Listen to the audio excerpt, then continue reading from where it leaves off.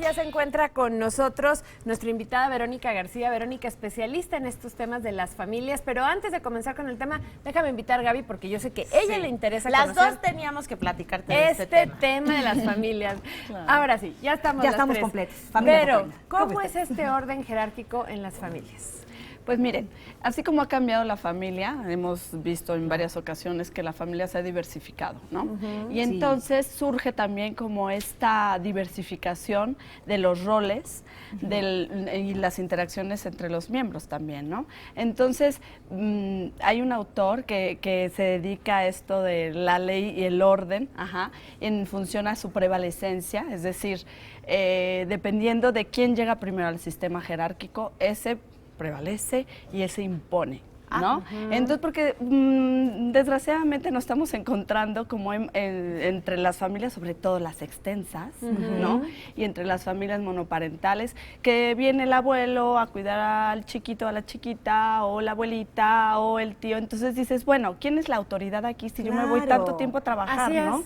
¿Cómo le dices a tu hijo eso? ¿No? O sea, no, tu abuelita, bueno, es la que te consiente, pero también lo obedeces cuando no estoy. ¿O cómo le haces? Exacto, y entonces de aquí surge la jerarquía. Entonces, bueno, a nivel jerárquico, ¿quién pone las reglas? ¿Y quién las sigue?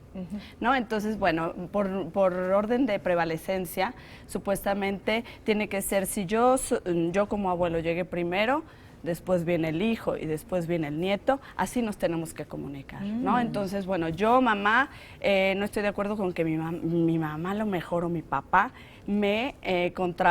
se contraponga cuando yo estoy educando a mi hijo, pero está mucho tiempo con mi hijo, entonces, ¿cómo le hacemos? Pues lo que tiene que hacer la abuela en estos casos, o el abuelo, es decir, a ver, tú, mamá, ven, vamos a platicar, yo sé que tú pones los límites y el orden, pero a mí me parece que esta regla la tenemos que cambiar, ¿no? Porque si no hay muchas alteraciones a nivel psicológico cuando ocurren estas alteraciones justamente, ¿no?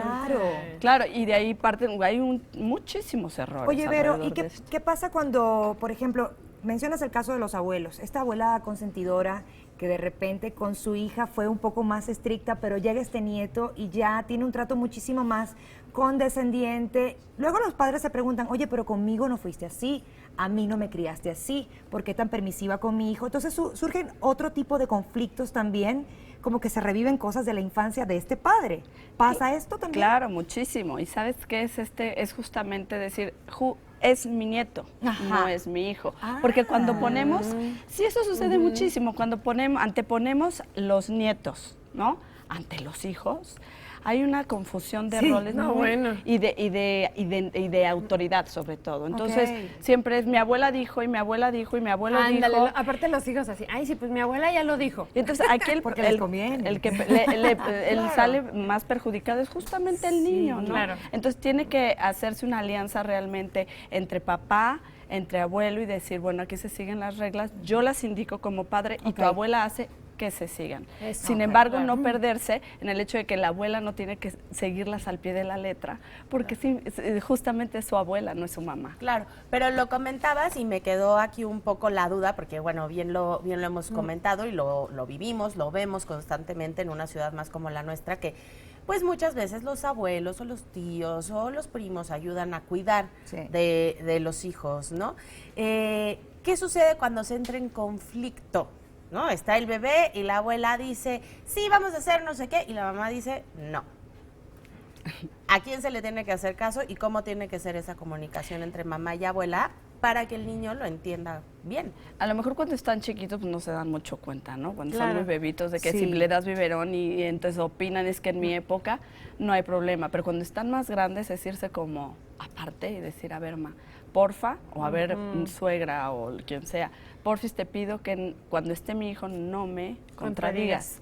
Ya me lo dirás, como se hace en pareja, ¿no? Claro. Muy bien. Eso sí. No me contradigas porque se confunde el niño. Hablar con tus papás si van a cuidar a tus hijos es lo básico. Exacto. Obviamente, bueno, ellos se sienten con una orden jerárquica sobre ti, que eres su hijo, pero tienen que entender que en tu casa, pues tú eres la autoridad.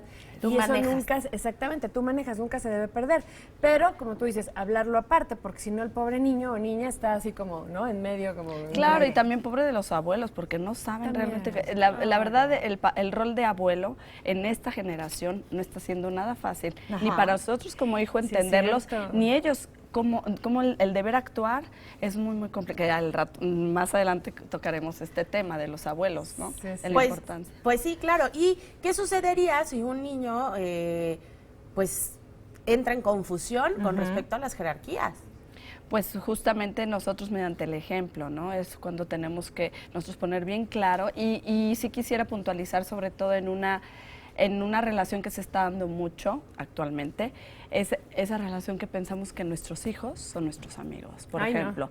Desde ahí, pero bueno, la mercadotecnia y todo no nos ayuda. Entonces sí, tener bien claro que yo soy tu papá ante todo y sobre todo, y yo estoy para protegerte, proveerte de seguridad. Y tus amigos, ya tendrás muchísimos amigos. Sí, no y soy que tu siempre mediante la buena comunicación, que quede bien claro que quién es quién. Ahí está. Muy bien, pues muchísimas gracias, No, como ustedes. siempre.